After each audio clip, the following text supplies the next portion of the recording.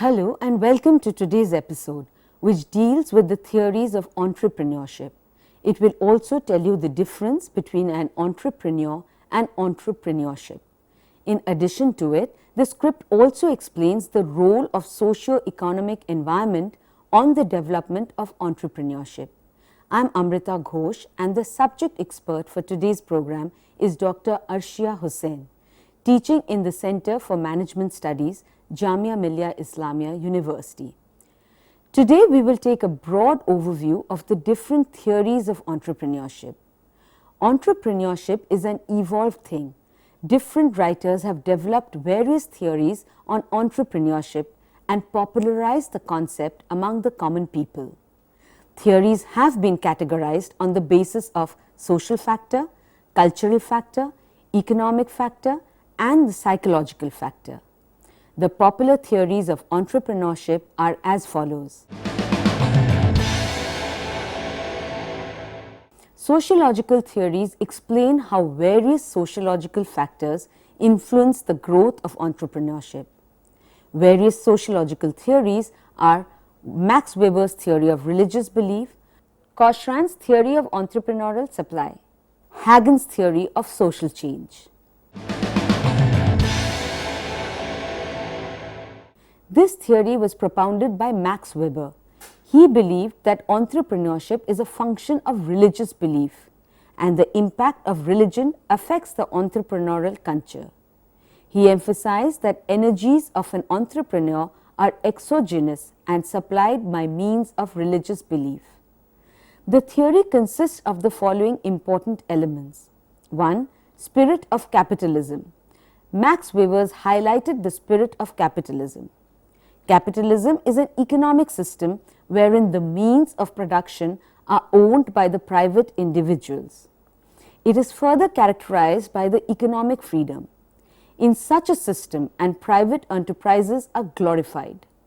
This system encourages the entrepreneurial culture. Spirit of capitalism, therefore, is the guiding factor which guides the entrepreneur to get engaged in activities that can bring about more and more profit. Thus, the profit motive induces the spirit of enterprise and the power of taking risk. Adventurous spirit. Weber made a distinction between spirit of capitalism and the adventurous spirit. According to him, the spirit of capitalism shapes the attitude towards the acquisition of money and activities involved in it.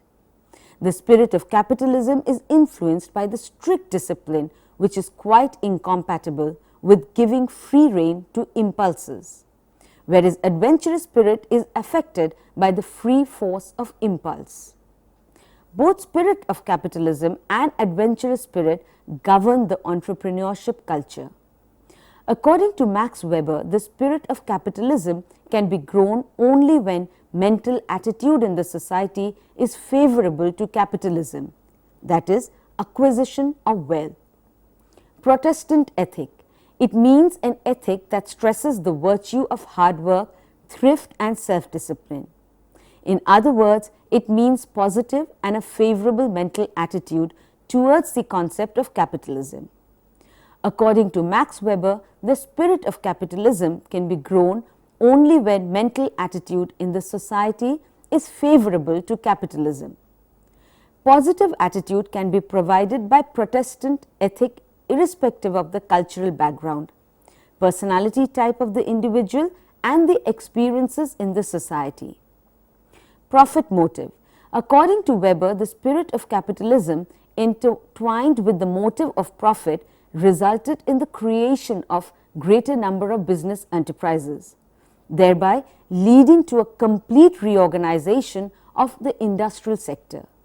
The principle of low prices and large turnovers was the mechanism of the entrepreneurs to realize large amounts of profit.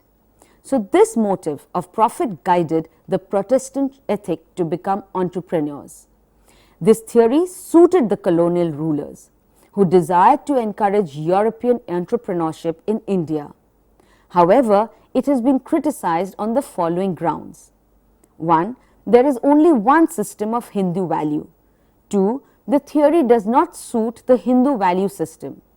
According to Max Weber, Protestant ethic provides the mental attitude, while Hinduism lacks such an attitude, and this acts as a stumbling block in their way to entrepreneurship. Third, the Indian community internalized those values and translated them into daily routine. These values remained immune to and insulated against external pressure and change. The emergence of a large number of entrepreneurs in the post-independence era has proved that Indians are not averse to the spirit of capitalism and to the adventurous spirit. Hinduism is not a stumbling block and has contributed a lot to the development of entrepreneurs in India. The theory propounded by Thomas Cochran highlights the sociological aspect of entrepreneurial supply. Based on the principle that the fundamental problems of economic development are non-economic, Cochran emphasized on the cultural values, role expectation and social sanctions as the main elements that determines the entrepreneurial supply in any society. However, the following are the basic elements of Thomas Cochran's theory. 1. Cochran viewed entrepreneur as a society's model personality. According to him, an entrepreneur is a role model of the society representing model personality. He is neither a supernormal individual nor a deviant person. His personality is a composite of the person, his skills, styles and motives. Second, Cochran pointed out model personality as a derivative of the social conditioning. The entrepreneur, being the chief executive of his business, plays a social role. The role is partly shaped by the model personality that is a derivative of social conditioning of his generation. Further, innovation and invention go together with the type of conditioning in the society. Third, Cochran defined the role expectations of entrepreneurs in the society. He pointed out that in corporate organizations, senior officers or the board of directors are known as defining groups, since they have well-defined expectations. Entrepreneurial role is closely defined by this defining group. According to him, primary cultural factors operating on the personality of the executive and the defining of his role by those involved accommodate to some degree to the necessities of the operation to be carried out. Fourth, he believed that the type of child rearing and schooling influences the intrinsic character of the executive. According to him, the executive's inner character is conditioned by the child rearing and schooling common to the cultural legacies.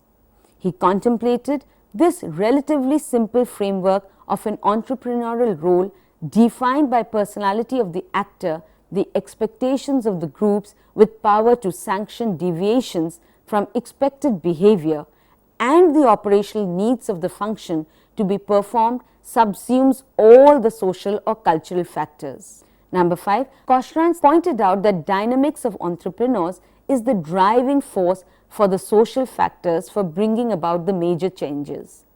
He further pointed out that the model is based upon the American economic history. The model proves that American economy has experienced major changes during the 19th century due to entrepreneurial dynamism. The changes are the result of the following factors. A. Rapid adoption of mechanical devices in the first half of the 19th century. B. The growth of professional management in the corporate sector that started in the second half of the 19th century. C. Widespread application of mass production techniques in the 19th century. Cochran also emphasized that the performance of an individual as an entrepreneur is determined by the following elements. A. Entrepreneurial attitude towards his own occupation. B. The role expectation held by sanctioning groups. And C. The operational job requirements. Everett E. Hagen propounded a theory of social change. The theory emphasized that a continuing technical progress can transform a traditional society. The theory assumes entrepreneurial creativity as the key element of social transformation and economic growth. The other features of the theory are as follows. The theory presents a general model of the society. It depicts interrelationship among the various elements of society, as in physical environment, social structure, personality and culture. Second, Hagen viewed economic growth as a product of social and political change. According to him, an entrepreneur is a creative problem shooter. He is the one who brings about economic development which is mingled with political and social changes. Number 3, Hagen believed that the solution to economic development does not lie in imitating Western technology. He discouraged the follower syndrome on the part of the entrepreneur. This is because the technology is an integral part of socio-cultural complex, and superimposition of the technology into different socio-cultural setup may not deliver the goods. Number 4, Hagen viewed historic shift as a factor of initiating change.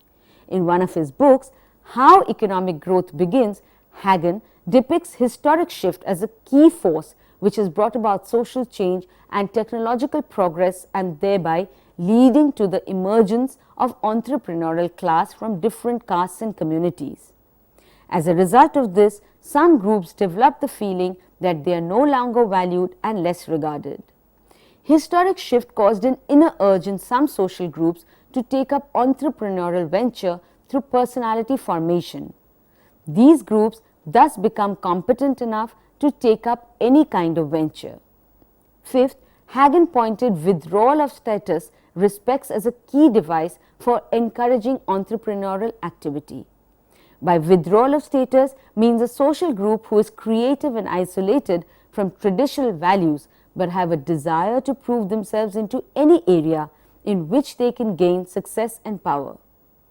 This desire and inner urge will take the form of innovative entrepreneurship. In other words, Hagen identifies status withdrawal as the key factor in the emergence of creative personality.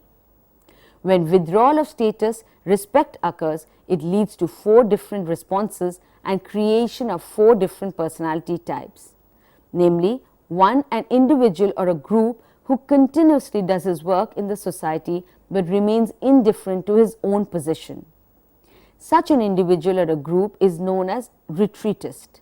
Second, an individual or a group who adopts a kind of defensive personality and acts in the ways in which he is accepted and approved in his society without any hope of improving his opposition. Such an individual or group is known as a ritualist. Third, an individual or a group who initiates rebellion and tries to establish a new order in the society. Such a group or individual is known as a reformist. Fourth, an individual or a group who is creative and converts all odds into opportunities and is likely to become an entrepreneur. He is known as an innovator.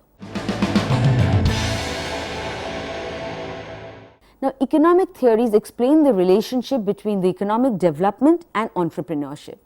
They explain how economic development and entrepreneurship are complementary and supplementary to each other. The following are the important economic theories: Schumpeter's theory of innovation, David McClelland's theory of achievement, Liebenstein's theory of X-efficiency. Schumpeter's theory of entrepreneurship is a pioneering work of economic development. According to him, an entrepreneur is a person who innovates, raises funds, collects material resources, organizes talent, provides leadership, and sets the organization. Schumpeter theory proposed that an entrepreneur sees the potential profitable opportunities and exploits them. He defines entrepreneurship as a creative activity. According to Schumpeter, an entrepreneur is one who perceives the opportunities for innovation. Innovation means to carry out new combinations. Innovation involves problem solving, and the entrepreneur is a problem solver. Innovation may include the introduction of new goods, the introduction of new methods of production, the opening of a new market, the discovering or acquiring of a new source of supply of raw material, and carrying out of new organization. According to Schumpeter, an entrepreneur is an innovator, that is, one who carries out the various combinations.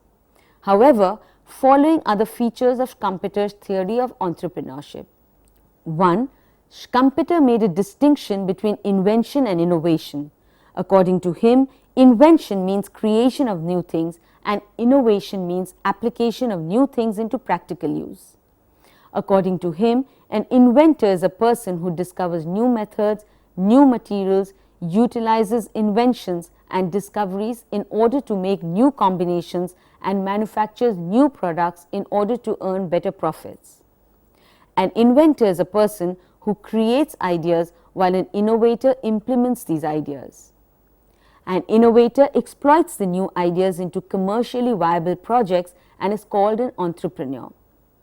According to him, economic development and innovation are interdependent since every economy makes some innovations in order to be called as economically developed.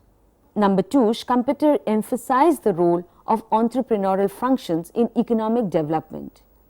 He viewed development as a basic transformation of the economy that is brought about by entrepreneurial functions.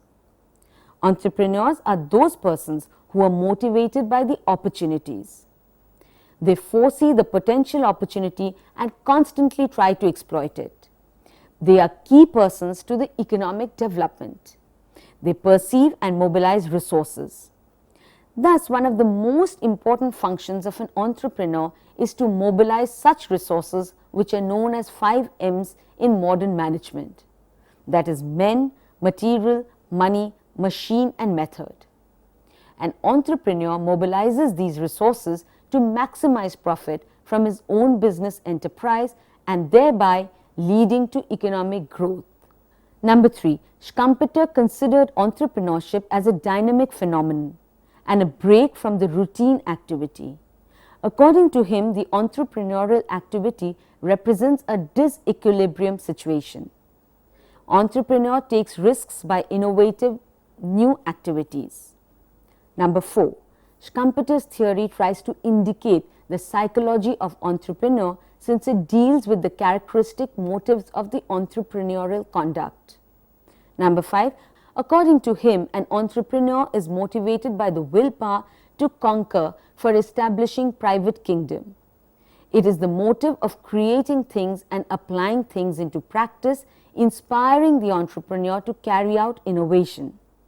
Criticisms. Schumpeter's theory of entrepreneurship has been criticized on the following grounds. A person is an entrepreneur when he innovates, but he ceases to be so when he settles down and establishes himself in running the business effectively. This view of Schumpeter is quite an unrealistic approach. The theory, therefore, is considered to be narrow as individuals, though operate successful business enterprise but lacks innovation. B. The theory may not be applicable in developing countries as developing countries lack innovating entrepreneurs having R&D and innovative character. Number C. Schumpeter's theory of entrepreneurship gives too much emphasis on innovation. The theory ignores risk-taking and organizing aspects of entrepreneurship. D. Schumpeter's theory of innovation includes large-scale businessmen who create something new and use new methods of production. But in underdeveloped countries, entrepreneurs cannot have large-scale operations in the beginning. However, despite the above criticism, Schumpeter's theory is regarded as one of the best theories in the history of entrepreneurial development. Macmillan developed the theory of achievement along with his associates in 1940s. It is regarded as one of the best economic theories of entrepreneurial development. The theory emphasized mainly on 3 aspects: need for achievement, need for power, need for affiliation. 1. Need for achievement. According to Macmillan, need for achievement is the most important factor for explaining economic behavior. People having a strong need for achievement are more likely to succeed as entrepreneurs. They have a desire to do something better or more efficiently than it has been done before. They differentiate themselves from others by their desire to do things better. They are much self-confident and do not believe in mere luck. Persons with need for achievement are fond of shouldering personal responsibility. They are generally moderate risk takers and try to be winners all the time. High achievers aim at personal achievement rather than the reward of success. They look upon money as the measure of their achievement, but basically they are not money oriented. They do things not merely for money, prestige and social recognition, rather they do things for the sake of an inner feeling of personal accomplishment. Second, need for power. Need for power is a drive to have impact, to be influenced and to control others. People with need for power believe in the position of authority. People with need for power seek leadership. They derive satisfaction when they have a great number of followers. All successful managers seem to have a high need for power. They derive satisfaction to influence and direct authority. Third, need for affiliation. Need for affiliation is the desire to be liked and accepted by others. It is the need for human companionship. The persons with high need for affiliation are sensitive to social relationship. They strive for social support, friendship and popularity than with decision making. They love others and wish to be loved by others. Need for achievement greatly helps managers in influencing their subordinates. Thus, the theory of achievement motivation provides a deep introspection to the human behavior in general and entrepreneurial behavior in particular. People possess the above needs in varying degrees. However, one of the needs will tend to be more characteristic of the individual rather than the other two. McClelland found that the combination of a moderate to high need for power and a lower need for affiliation enables people to be effective entrepreneurs. According to him, entrepreneurs are motivated by a high need for achievement. They like to take risks and are motivated by challenging and competitive work situations. Keeping in view the above needs for achievement, power, affiliation, David McClelland has pointed out that these factors are, especially NAC, are responsible for entrepreneurial development. The theory propounded by Harvey Liebenstein is popularly called gap filling theory. According to the theory, entrepreneurial functions are determined by the X efficiency factor. By X efficiency, it means the degree of inefficiency on the use of resources or inputs within the firm. X efficiency arises because either the resources of the firm are not efficiently used or they are wasted. Liebenstein classified entrepreneurship into two types: A. Routine entrepreneurship and B. New entrepreneurship. Routine entrepreneurship is involved with the important functions of management of the business, whereas the new entrepreneurship presumes innovative entrepreneurship. It involves assemblage of information and organizing factors of production in the most efficient manner.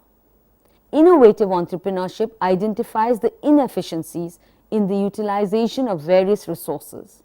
Thus, the most important feature of this theory is gap filling, which means that the job of the entrepreneur is to fill the gap which arises in the production function due to inefficient utilization of resources. Liebenstein also pointed out that there always exists some deficiencies in the production function or input or output relationship.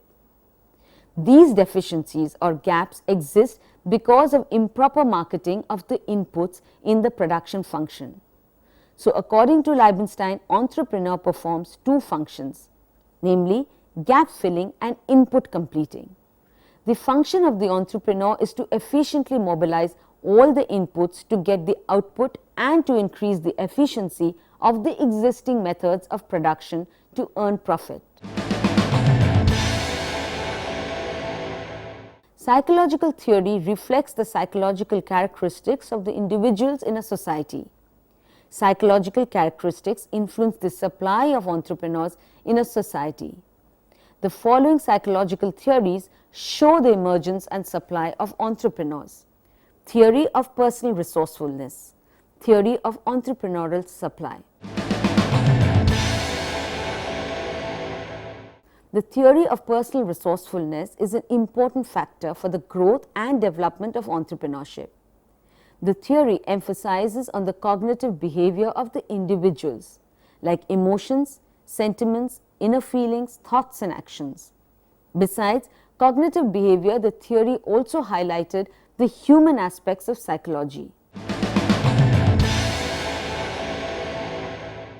The theory of entrepreneurship supply is propounded by John H. Kunkel. He viewed psychological and sociological variables are the main determinants for the emergence of entrepreneurs. According to him, individuals perform various activities of which some are accepted by the society while others are not. The accepted ones are rewarded. The rewards act as reinforcing stimulus, increasing the probability of the behavior pattern. The pattern of social behavior is entrepreneurial behavior. The supply of entrepreneurship depends upon the four main structures in the economy. Demand structure. It implies economic demand with relation to changes in economic development and government policies. The entrepreneurial behavior can be influenced with the help of material rewards. Limitation structure. In this structure, the entrepreneur is regarded as the most deviant individual in the society, and therefore the society limits specific activities, and this limitation structure affects all the members, including entrepreneurs of a society. Labor structure. It means the supply of skilled and willing labor. Labor structure is governed by various factors such as alternative means of livelihood, traditionalism, mobility of labor, etc. Opportunity structure. It is the most important structure influencing the supply of entrepreneurs and is required to increase the possibility of entrepreneurial activity. The structure refers to the technological and managerial skills, information about techniques of production, market structure and availability of capital. Thus, J. H. Kunkel in his theory explained that entrepreneurial supply is concerned with clearly expressed activities of individuals and their relationship with the surrounding social structure and physical conditions. In the present script, we have discussed about the various theories of entrepreneurship. As discussed above, that entrepreneurial theories have been categorized into sociological, economic and psychological theories. All these theories govern the supply of entrepreneurs in the economy. That is all for today. Hope you have understood the theories of entrepreneurship. So goodbye for now. Take care, and we will see you with another topic on the fundamentals of entrepreneurship in the next episode.